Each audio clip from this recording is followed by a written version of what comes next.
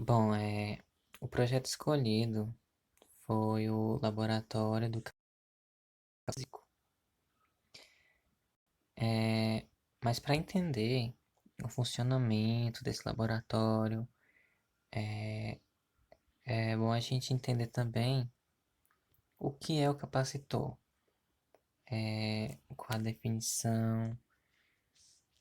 definição que se aplica a ele. O capacitor é o componente utilizado em quase todos os dispositivos eletrônicos. Ou seja, ele é bem comum no nosso cotidiano e bem comum nas nossas vidas, né? Ah, ele permite que armazene as cargas elétricas na forma de um campo eletrostático, onde ela é mantida durante um certo período, mesmo que a alimentação elétrica seja cortada. Ou seja, é, o capacitor ele é responsável por armazenar a energia, né? E por mais que aquela fonte de alimentação que está ali transmitindo energia para esse capacitor seja cortada, a energia continuará nele, ou seja, vai estar guardada nele. Ah, os capacitores são usados em fonte de alimentação, nas placas-mãe e em inúmeros outros componentes, como eu acabei de falar, que é bem comum no nosso cotidiano, né? E a função mais comum dele é retificar e estabilizar a corrente elétrica, evitando que eh, variações venham a danificar qualquer dispositivo. Mais sobre o funcionamento dele. O princípio de funcionamento acontece com tensão elétrica, ou seja, quando uma tensão é aplicada entre suas placas, as placas condutoras, que também são conhecidas como armaduras. Um lado dessa armadura condutora, ela armazena as cargas positivas, enquanto a outra, do outro lado, ela armazena as cargas negativas.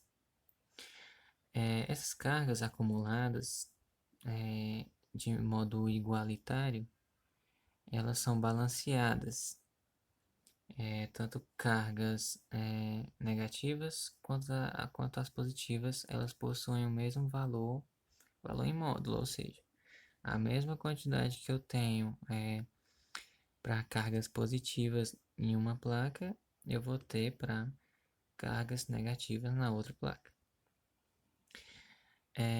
E aí que entra a nossa capacitância. Nossa, mas o que é capacitância? A capacitância, podemos chamar ela também de capacidade. É a grandeza elétrica do capacitor, que é determinada pela quantidade de energia elétrica que pode ser armazenada. Ela também pode ser determinada como tensão e pela quantidade de corrente alternada que atravessa o capacitor, que tem lá a sua determinada frequência.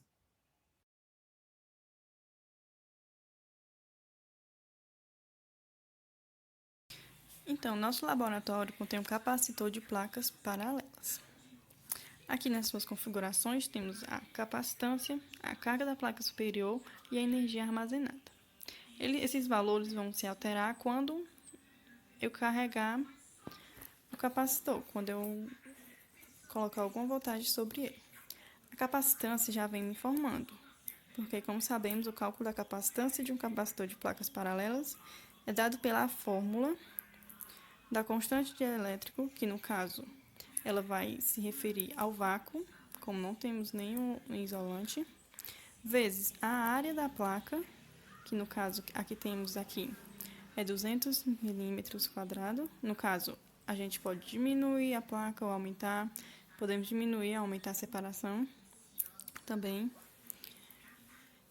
Então, a constante do vácuo vezes a área da placa, dividido pela distância entre as placas, pela separação. Esse cálculo vai nos dar a capacitância. Aqui nas configurações eu vou demonstrar para vocês.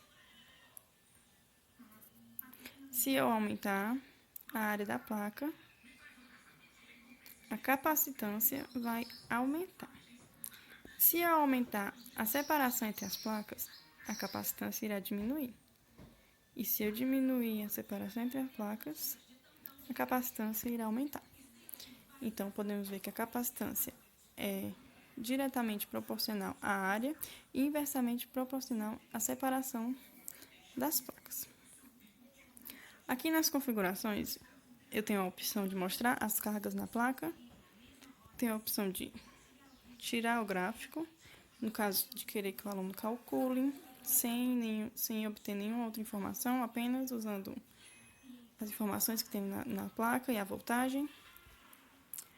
Podemos mostrar o campo elétrico que vai estar entre as placas e a direção que a corrente vai seguir. Eu vou aplicar uma voltagem sobre essas placas. Vai ser 1,5 volts. Então, podemos ver como ela fica carregada, o campo elétrico que ocorre entre as placas e onde fica cada carga, negativa e positiva. Aqui nós temos um medidor de tensão. Ele vai mostrar a tensão que está sendo aplicada sobre as placas. E se eu selecionar essas opções, ele vai me dar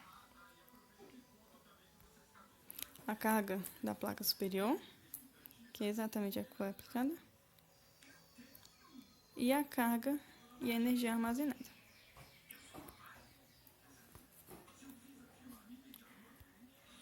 Podemos ver que se desligarmos o capacitor da bateria, ele vai permanecer carregado. É exatamente essa a função dele. Então, agora vamos a outra situação. Quando carregarmos esse capacitor, agora nós vamos ter um local para descarregar a energia desse capacitor, que no caso ele servirá para ligar a lâmpada. Eu vou fazer duas demonstrações. Primeiro, ele vai ser carregado. Vou mostrar aqui o campo elétrico. Um capacitor com uma capacitância um pouco menor. Aqui, ele vai permanecer carregado. Mas se eu ligá-lo à luz, ela acenderá. Agora, com uma capacitância um pouco maior, eu vou aumentar a área da placa e vou diminuir a separação entre elas. Agora, podemos perceber que o tempo que a lâmpada leva ligada é bem maior.